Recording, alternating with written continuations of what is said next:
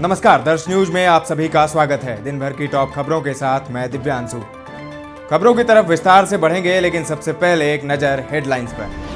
पूर्व पीएम अटल बिहारी वाजपेयी की जयंती पर पीएम मोदी ने मजदूरों को दी बड़ी सौगात। बोले, मेरे लिए हैं 4 सबसे बड़ी जातियां। सेना प्रमुख मनोज पांडे ने किया पुंछ का दौरा, कमांडरों को दिए निर्देश।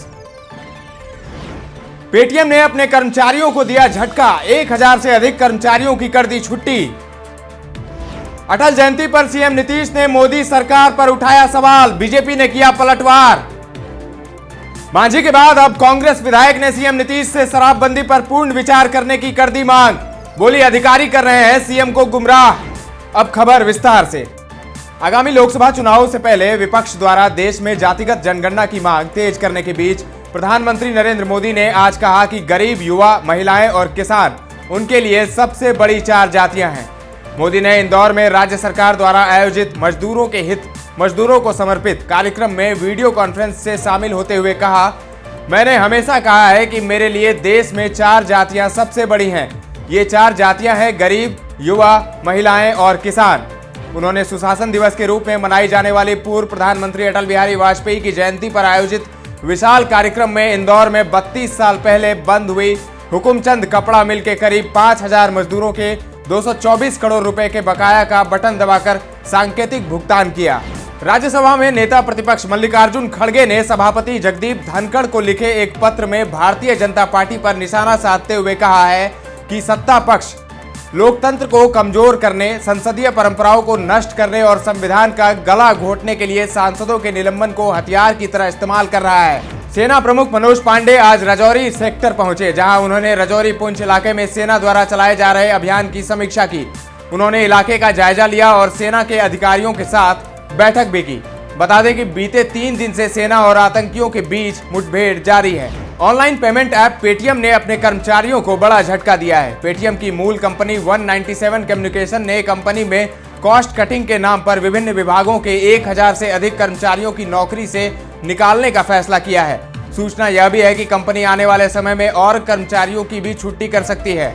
बागेश्वर धाम वाले महाराज धीरेन्द्र कृष्ण शास्त्री भारत में क्रिसमस डे के जश्न के खुलकर विरोध में आ गए हैं।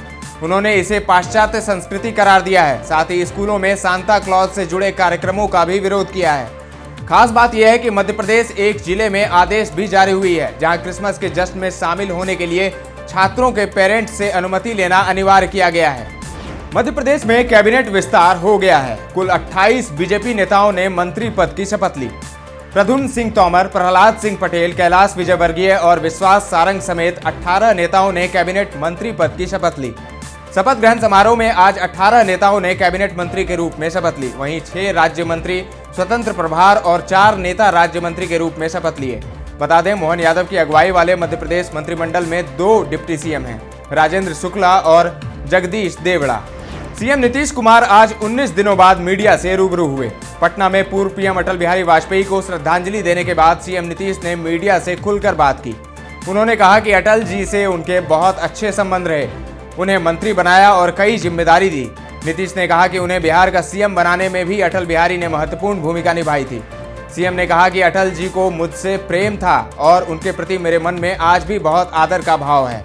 इसके अलावा नीतीश ने केंद्र की नरेंद्र मोदी सरकार की कार्यप्रणाली पर सवाल खड़ा कर दिया। उन्होंने कहा कि अटल जी जब तक देश के प्रधानमंत्री रहे तब तक दूसरे धर्म के लोगों को कोई दिक्कत नहीं हुई, लेकिन आज क्या हो रहा है।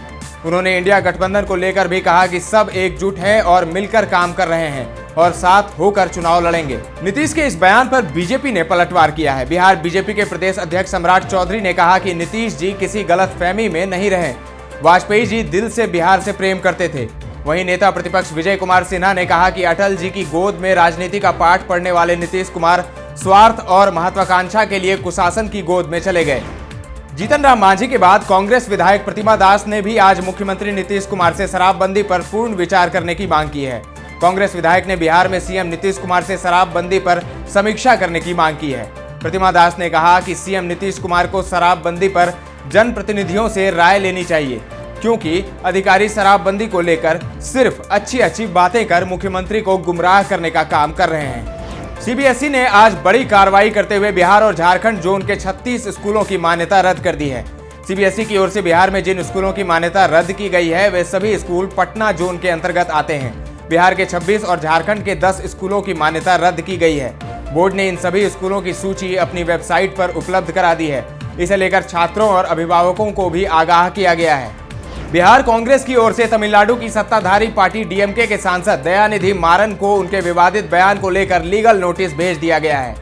सांसद को 15 दिनों की मोहलत दी गई है और माफी नहीं मांगने पर केस दर्ज करने की चेतावनी दी है। सीएम हेमंत सोरेन ने आज वीर शहीद निर्मल महतो को 73वीं जयंती पर उन्हें याद किया। आज रांची में सीएम ने उनकी प्रतिमा पर माल्यार्पण किया। इस मौके पर उन्होंने कहा कि हम सभी उनकी सोच को आगे बढ़ाएंगे। कार्यक्रम में राज्यसभा सांसद महुआ मांझी के अलावा बड़ी संख्या में जेएमएम के कार्यकर्ता मौजूद रहे। रांची जिला प्रशासन की टीम द्वारा बिरसा मुंडा केंद्रीय कारा के हर वार्ड एवं सेल की जांच की गई। जेल में कैदियों की चिकित्सा व्यवस्था का भी जायजा लिया गया। उपायुक्त राहुल कुमार सिन्हा ने अस्पताल का निरीक्षण करते हुए कैदियों को उपलब्ध कराई जा रही चिकित्सा व्यवस्था की जानकारी ली। अब खबर खेल जगत से। भारतीय टीम के कप्तान रोहित शर्मा ने दक्षिण अफ्रीका के खिलाफ बॉक्सिंग डे टेस्ट मैच की पूर्व संध्या पर कहा कि अगर टीम यहां सीरीज जीतने में कामयाब होती है तो शायद इससे विश्व कप की हार का दर्द कम हो जाएगा।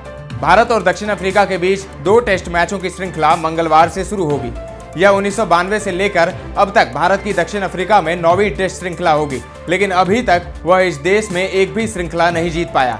यही वजह है कि हमेशा की तरह वर्तमान श्रृंखला को भी रोहित शर्मा की अगुवाई वाली टीम के लिए अंतिम किला कहा जा रहा है। अब बात मौसम के मिजाज की। बिहार में ठंड के मौसम में भी लोगों को गर्मी का एहसास हो रहा है। बीते 2 दिनों से अधिकतम तापमान में वृद्धि जारी है। इससे दिन में ठंड गायब हो गई है और धूप में गर्मी बढ़ गई है। सुबह और शाम में ही ठंड महसूस हो रही है। दिसंबर के अंतिम सप्ताह में इस तरह की गर्मी पिछले कई सालों में नहीं दिखी है। पिछले 4 दिनों में अधिकतम तापमान में 3.7 डिग्री सेल्सियस की वृद्धि दर्ज की गई, जो स्वास्थ्य और फसल दोनों के लिए खराब है।